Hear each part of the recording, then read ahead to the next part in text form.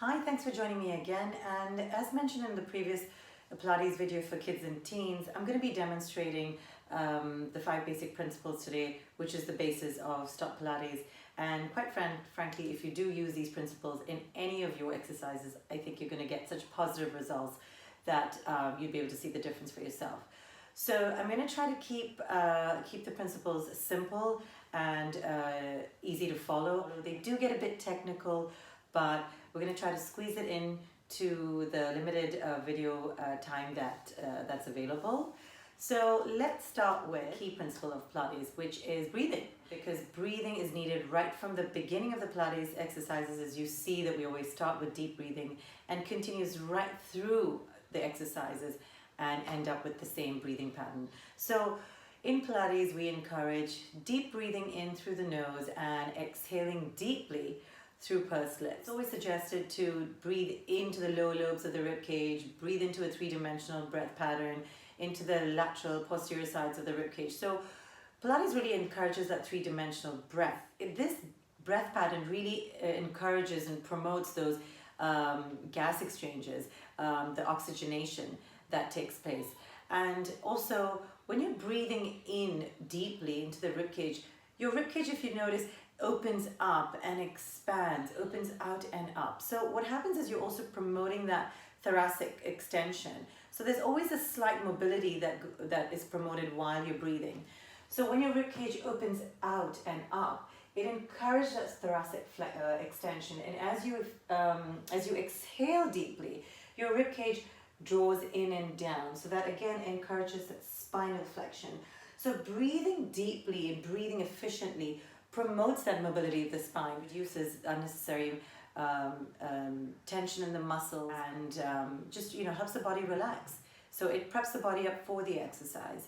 Now, the other amazing thing about breathing is that when we breathe in deeply, we also start to engage the deep pelvic floor, feeling that pelvic lift. So those deep stabilizer muscles activates, which really provides support to the entire torso area, because your deep layers of your muscles, your transverses, it wraps around your entire torso. As you're creating good breath pattern, you're creating stability within that torso against the movement. So these increases good quality movement. Better breathing increases, improves the quality of movement and yields better results.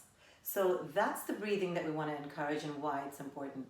The next principle that I'm going to start with, so I'm going to go, I'm starting from top to bottom, is our cervical spine. So why is the cervical spine placement important? So placing where our head is in relation to the rest of our body is important. So our cervical spine is the natural extension of our thoracic spine. So one very quick exercise to explain this is when we're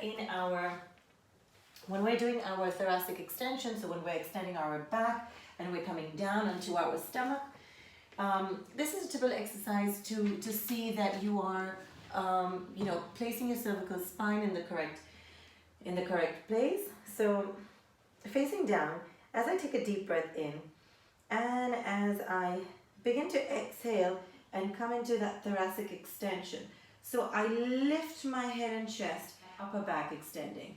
Now usually what tends to happen is we start to overextend the cervical spine as well, creating tension in our neck, creating tension in our shoulders. But what we want to encourage is that as we come up into that thoracic extension from our upper back, we maintain the natural extension of the thoracic. So yes, we do extend it, but you want to think about lengthening to the top of your head and then creating that extension. So you're extending your cervical spine, you're extending the back of your neck, but you're not overextending it. So I hope that was a little more informative and easy to understand. And same goes for abdominal exercises. So when we come into flexion, what usually tends to happen is we start to yank our head up in order to create that flexion in our spine. What you want to try to focus on is, again, lengthening the back of the neck. So from here, as we have lengthened our head and nodded our head, the rest of the flexion comes from the rib cage and the abdominal muscle. Now from here, as we head nod, we continue to draw that rib cage slider down to the pelvis and start start to flex up using the abdominal strength to lift our head and chest up. So what happens here is your eye line remains towards your knees, and that way the cervical spine is not over flexed, there's no tension created in it. You're lengthening it away from the top of the crown of your head and bringing it back.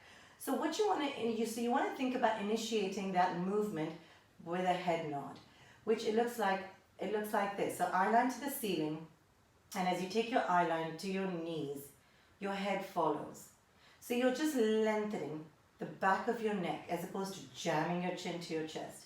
So that's the important key for placement of your cervical spine. The next principle, very quickly we're going to go to, is shoulders.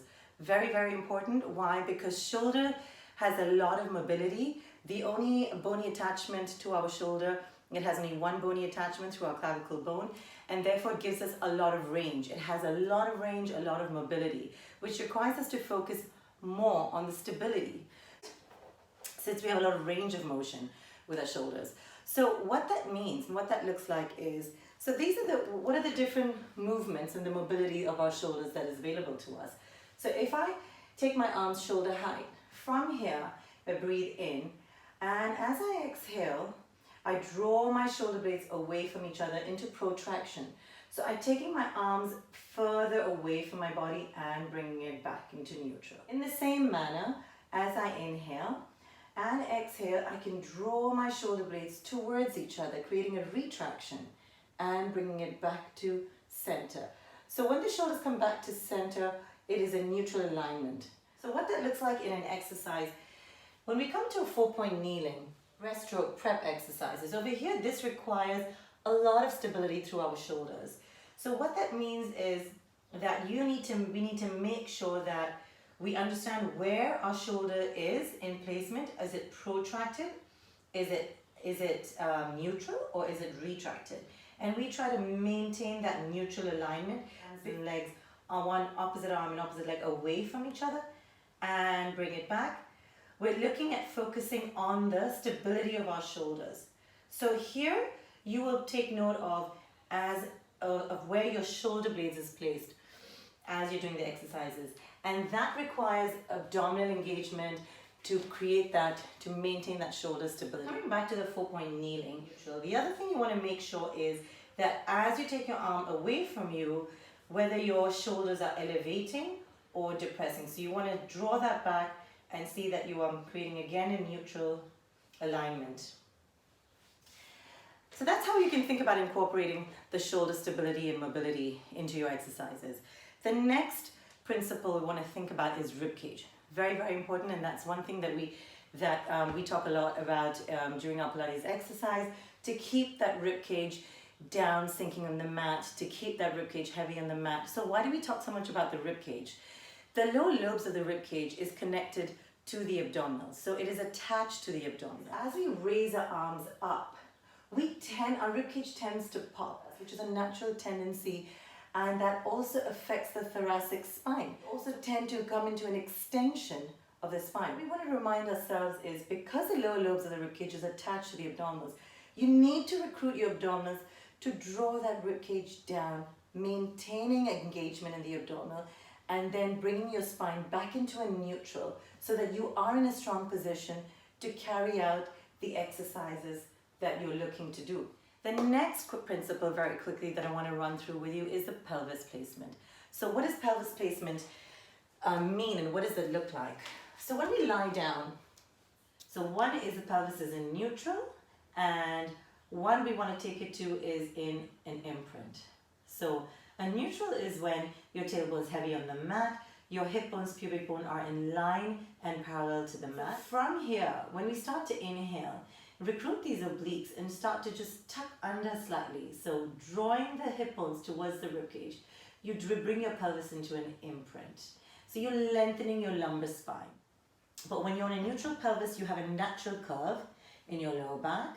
And as you draw it into an imprint, you close the gap, you close that curve.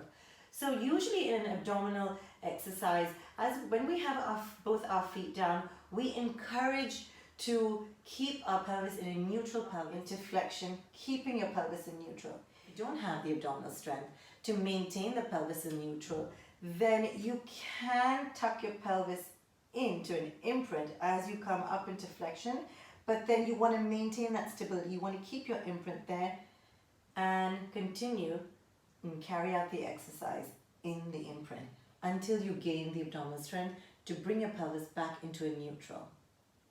Now, when we do more exercises where we're bringing our legs into tabletop, we require more support around our lower back, and that's when we can tuck under, we can bring our pelvis into an imprint and continue those kind of exercises that require additional support.